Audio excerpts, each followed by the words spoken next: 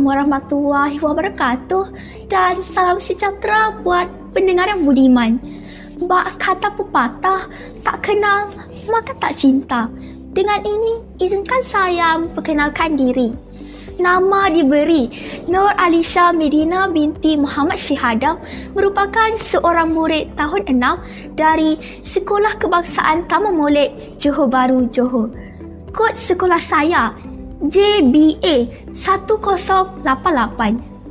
Dalam video ini, saya akan kongsikan tentang sebuah buku yang bertajuk Bahan Khayal yang Berbahaya.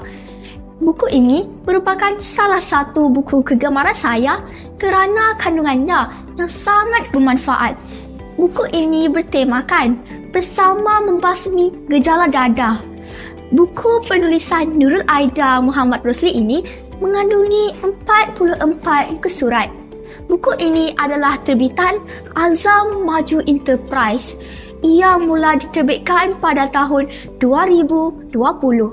Terdapat 10 tajuk dalam buku ini, iaitu tabiat merokok, kandungan racun, hukum dalam agama, keburukan merokok, ketagihan alkohol, keburukan alkohol, pengharaman arak, minuman ringan, penyalahgunaan inhalan dan keburukan inhalan.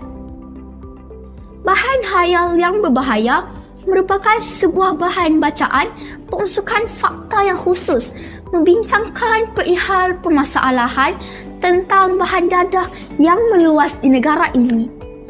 Buku ini cuba memberi fokus kepada dadah dan penjenisan dadah, serta apakah kesannya terhadap bayi, kanak-kanak maupun orang dewasa. Di bawah tajuk yang pertama, iaitu tabiat merokok.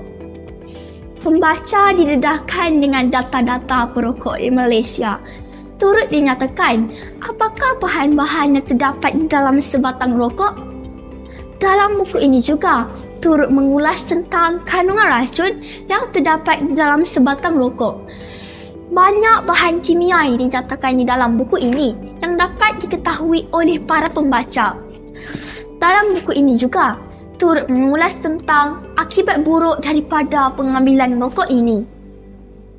Ia bukan sahaja menjejaskan kesihatan kita, malah dari segi hukum agama juga telah dinyatakan dalam buku ini. Kandungan seterusnya turut memaparkan tentang ketagihan alkohol, serta apakah kesan pengambilan alkohol terhadap fizikal, perubahan tingkah laku serta gaya hidup mereka yang ketagihan alkohol. Oleh kerana itulah alkohol diharamkan oleh agama Islam. Seterusnya, dalam buku ini juga mengulas tentang bahayanya minuman ringan yang bergas atau berkarbonat. Buku ini juga menceritakan mengapa air bergas atau berkarbonat ini tidak sesuai untuk diambil secara berlebihan. Seterusnya kita lihat pada tajuk yang terakhir, iaitu penyalahgunaan inhalan. Ramai yang menganggap inhalan ini tidak berbahaya. Namun, tanpa mereka sedar, ada bahan yang digunakan memberikan kesan yang tidak baik untuk kesihatan.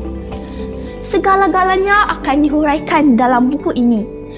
Kerana itulah, saya mengesyorkan kepada para pembaca untuk memiliki buku ini kerana banyak input yang berguna untuk dijadikan pedoman kepada para pembaca. Sekian, terima kasih.